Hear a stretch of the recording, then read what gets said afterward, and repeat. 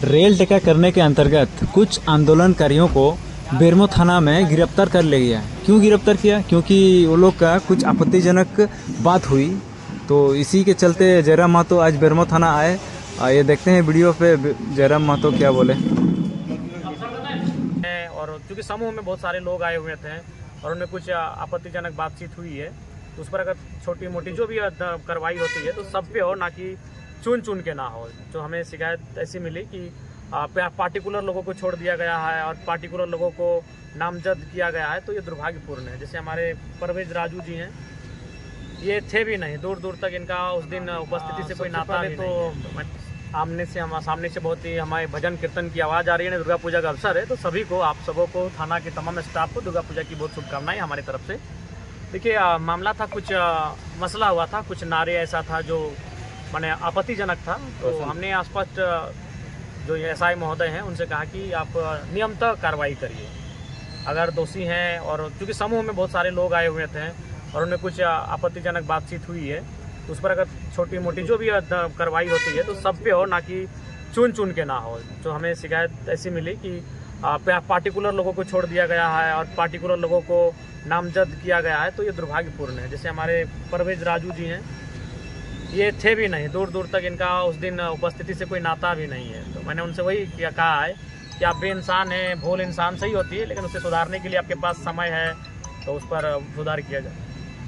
अभी आपका आंदोलन चला, उसको लेकर के उच्च स्तरीय वार्ता के लिए बातचीत हुआ है, तो उस पर क्या तैयारी है आप लोग? देखिए, तैयारी तो समाज के लोग हैं। मैंने तो सिर्फ उस आंदोलन को समर्थन दिया था। आप भी जानते हैं कि मेरी आयु से 2 गुना आंदोलन है ये सामाजिक आंदोलन। ये जब से भारत देश आज़ाद हुआ, गणतंत्र की स्थापना हुई, तब से लगातार समय समय पर हमारे लोग अपनी आवाज़ को बुलंद करते आए हैं कि हमारे साथ इतिहास के कालखंड में गलत हुआ है, हमें साजिश के तहत सूची से हटा दिया गया है। और उसका उदाहरण तो आप भी जानते हैं, पत्रकार बंधुओं, बेरमो जहाँ खड़े हैं, यहाँ भी कितनी सारी ज़मीनें कुर्मियों की थी, बीटीपीएस हो, सीटीपीएस हो, लेकिन कितना ईजिली ज़मीनों का अधिग्रहण कर लिया गया। तो वही कारण था सूची से हटाने का। बात ऐसा है विधायक जी कि निशा भगत जो आपकी की पार्टी की थी और लगातार अभी आपका विरोध कर रही है, रामगढ़ में भी आप जैसे कल सोशल मीडिया पर भी देख पा रहे हो। देखिए, एक बात कहिए, विरोध करना ना करना अलग बात है। आप लोग पत्रकार एकेडमिक लोग होते हैं, इंटेलेक्चुअल लोग ही पत्रकारिता करते हैं, पढ़े लिखे लोग होते हैं। ईमानदारी से बोलिए, क्या ये विरोध का स्तर सही था? विरोध कुर्मी समाज अपनी मांग को लेकर लाखों की संख्या में वो भी थे, झारखंड के 50 रेलवे स्टेशन में थे, लेकिन उनका शब्द क्या किसी पार्टिकुलर नेता, पार्टिकुलर समाज के प्रति कोई हिंसात्मक, नफरत भरा, विद्वेष भरा था? आपने भी देखा। चलिए, कुछ देर के लिए भूल जाते हैं और आप लोग भी अंतर्मन से उसका आकलन करिए। कल जो विरोध प्रदर्शन हुआ, क्या लोकतांत्रिक दृष्टिकोण से किसी तरह से सही था? उनको आपत्ति है, नाराजगी है, वो भी तरीके से अपनी बातों को रखते हैं, तथ्यों के साथ रखते हैं। मैं बार बार कह रहा हूँ, भारत एक संवैधानिक देश है। इस देश में वन्य जीवों को सुरक्षा का अधिकार प्राप्त है। आर्टिकल 48 के अनुसार भारत का संविधान अनुच्छेद 48 वन्य जीवों को सुरक्षा देता है। तो हम तो इंसान है, मनुष्य हैं और हाथ से फिर जाने वाले मनुष्य हैं। तो हम अपने हक की मांग कर रहे हैं और वो हक मांग रहे जो हम कभी थे सम्मिलित। ऐसा नहीं कि हम कुछ नया मांग रहे हैं। तो देना या ना देना भारत के संविधान का है, उन तथ्यों का है, उन समितियों का है, जो समितियाँ तय करती हैं मापदंड को। राज्यपाल जी से आपका काफ़ी क्लोजनेस देखने को मिल रहा है, क्या डुमरी में कुछ नया उपहार मिलने जा रहा है क्या? देखिए, मैं तो बार बार कहता हूं कि निसंदेह हमारा कार्य है, हमारी जो एक्टिव मोड है, उसके कारण महामहिम प्रभावित रहते हैं वो। और चूँकि झारखंड के इस बार के विधानसभा में सबसे युवा विधायक हैं, तो वो भी थोड़ा प्रोत्साहित करते हैं कि एक नया लड़का उभर के आया है, अभी इंडिया एनडीए गठबंधन के बगैर आया है, ये इंडिपेंडेंट अकेले आया है, तो जाहिर सी बात है वो प्रोत्साहित करते हैं। बाकी ऐसा कुछ विशेष नहीं। कुछ नया सौगात डुमरी के लिए आपका प्लानिंग कुछ? देखिए, हम लोग तो प्लानिंग बहुत सारे रखे हैं, जब वो चीज़ें आएंगे धरातल पर तभी बात करेंगे। आपने एक चीज़ राजनीति में बदल दी कि जिनके पास पैसा नहीं है वो भी राजनीतिक में एक अच्छा के बना सकते हैं, और आगे लोगों के लिए क्या कहना? बिल्कुल, ये होना चाहिए था। मेरे बहाने कम से कम, भले लोग आज जो भी कहें, लेकिन मेरे बहाने एक लोकतंत्र की खूबसूरत तस्वीर सामने आई कि एक हाफ पैंट पहनने वाला लड़का भी, एक टी शर्ट वाला लड़का भी, और मिट्टी घर से निकला लड़का देश के, राज्य के सर्वोच्च पंचायत तक पहुंच सकता है। कार्यकर्ता को 2029 में आपके जो कार्यकर्ता हैं मुख्यमंत्री के रूप में देखना चाह रहे, क्या कहेंगे? देखिए, वो कार्यकर्ताओं का भाव है, लेकिन मेरी व्यक्तिगत इच्छा किसी पद की नहीं है। हाँ, मेरी सामूहिक इच्छा रही है कि मेरे किसी पद में आने से, पावर में आने से, अगर लोगों का, किसी समूह का, लोगों का, आम जनमानस का भला हो, तो मैं उस पद पर, उस पावर को धारण करने के लिए तत्पर रहूँगा। कोल इंडिया का बोनस को लेकर का भी मामला चल रहा है, उसको लेकर के कुछ कहना चाहिए? देखिए, इसको लेकर अभी जानकारी मेरे पास स्पष्ट नहीं है। अगर जानकारी स्पष्ट होगी तो जरूर कहेंगे।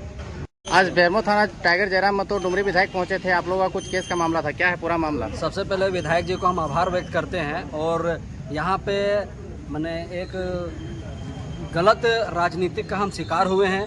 कुछ ही दिन पूर्व जो आपत्तिजनक लेकर के जो यहाँ आपत्तिजनक नारा लगाया गया था, उसी के विरोध में मेरे पर भी एफआईआर किया गया था मेरे नाम से, जबकि हम दूर दूर तक इस धरना में हम थे नहीं, हम घर में थे।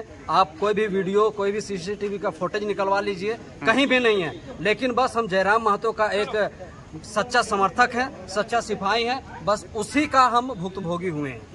क्या लगता है ये राजनीतिक षड्यंत्र है या फिर पुलिस को जांचने में असुविधा? नहीं, बिल्कुल पूर्ण रूप से ये राजनीतिक षड्यंत्र है और यहाँ पे गंदा राजनीतिक षड्यंत्र के तहत अगर वो चाह रहे हैं कि जेल कैंप के कार्यकर्ताओं को हम दबा देंगे तो ये कतई नहीं होने वाली है, क्योंकि जेल कैंप के कार्यकर्ताओं को टाइगर जयराम महतो ने इतना ऊर्जा दे दिया है, इतना ऊर्जा दे दिया है कि कितनों भी हमारे जो गंदे राजनीति कर रहे हैं वो जोर लगा लेंगे, लेकिन हमारे मनोबल को वो दबा नहीं सकते हैं, हमारे विचारधारा को दबा नहीं सकते हैं। हम गरीबों, शोषित, मजलूमों के लिए, न्याय के लिए हम हमेशा आवाज उठाते रहेंगे, हमेशा बुलंद आवाज उठाते रहेंगे। जयराम महतो थाना आकर के गए, प्रभारी से बात किया, कितना मजबूती आप लोग को मिला? नहीं, बहुत हम लोग को मजबूती मिला, सहानुभूति मिला है। और विधायक जी ने थाना के साथ साथ एसपी महोदय से, डीएसपी महोदय से भी बात किए हैं और पूर्ण विश्वास है हमको जिला प्रशासन पर कि वो अनुसंधान करके जो निर्दोष लोगों का नाम से एफआईआर है, उन लोगों का अनुसंधान करके नाम हटाने का काम करेंगे।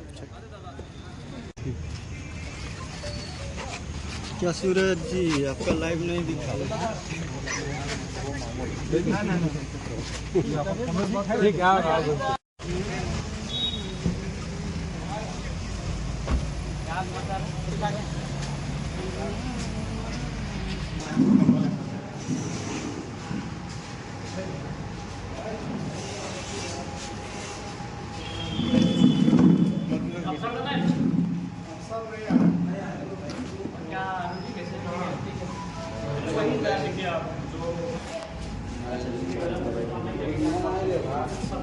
चलिएगा।